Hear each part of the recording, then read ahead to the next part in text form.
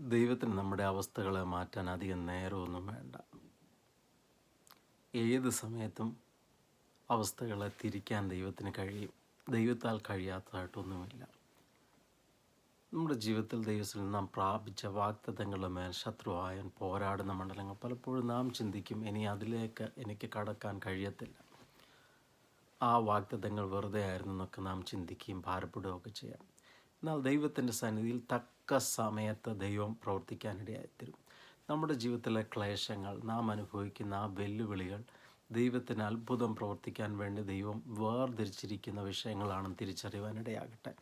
ലാസറിൻ്റെ ഉയർപ്പ് യേശു എപ്പോഴും വന്ന് സംബന്ധിക്കുന്ന കുടുംബമായിരുന്നു ലാസറിൻ്റെ കുടുംബം. അതുവഴി വരുമ്പോഴെല്ലാം കടന്നു വന്ന് വിശ്രമിപ്പാനൊക്കെ കടന്നു വരുന്നൊരു ഭവനമാണ് ലാസറിൻ്റെ കുടുംബം. ആ കുടുംബമായിട്ട് വളരെ പ്രിയപ്പെട്ട ഒരനുഭവം. അവിടെ ഉള്ളവരെല്ലാം കർത്താവിന് പ്രിയപ്പെട്ടത്. എന്നാൽ ലാസറിൻ്റെ മരണത്തിൻ്റെ സമയത്ത് 4 ദിവസം താമസത്തിന് ശേഷമാണ് കർത്താവിലേക്ക് വരുന്നത്.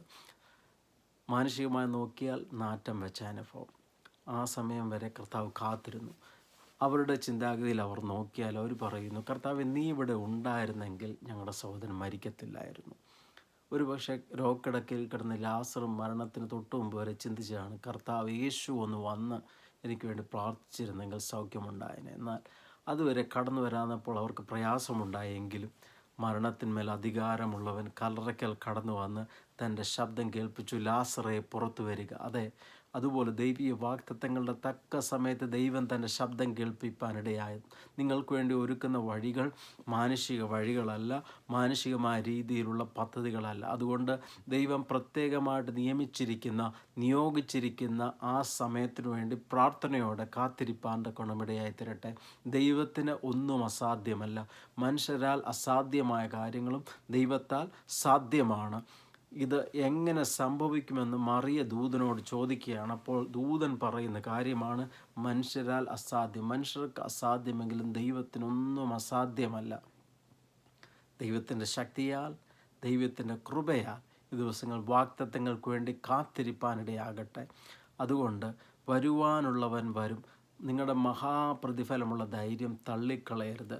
ദൈവത്തിൻ്റെ ഇഷ്ടം ചെയ്ത് വാഗ്ദത്തം പ്രാപിപ്പാൻ സഹിഷ്ണുത, പെർസിവറൻസ് നിങ്ങൾക്ക് ആവശ്യം. ഇനിയും അല്പകാലം കഴിഞ്ഞിട്ട് വരുവാനുള്ളവൻ വരും. എൻ്റെ നീതിമാൻ വിശ്വാസത്താൽ ജീവിക്കും. പിന്മാറുന്നുവെങ്കിലോ എൻ്റെ ഉള്ളത്തിന് അവനിൽ പ്രസാദമില്ല. അതുകൊണ്ട് നാം പിന്മാറുന്നില്ല. ദൈവത്തിൻ്റെ വാഗ്ദത്തങ്ങൾ പ്രാപിപ്പാൻ വേണ്ടി നാം ഉറപ്പോടും ധൈര്യത്തോടുകൂടെ കാത്തിരിക്കാൻ പോവുകയാണ്. ദൈവം തക്ക സമയത്ത് അത്ഭുതമായിട്ട് നമുക്ക് വേണ്ടി വെളിപ്പെടുവാനിടയാകും. ഈ ദിവസങ്ങളിൽ ആ ഉറപ്പോടും ധൈര്യത്തോടും മുന്നോട്ട് പോകാം. ദൈവം വാഗ്ദത്തങ്ങളുടെ മേൽ ജാഗരിക്കുന്നു. തൻ്റെ വചനം നിവർത്തിപ്പാൻ അവിടുന്ന് മറ്റാരേക്കാളും അധികമായിട്ട് ജാഗരിക്കുന്നു. ദൈവം നിങ്ങളെ ഉറപ്പിച്ച് നിർത്തും. God bless you.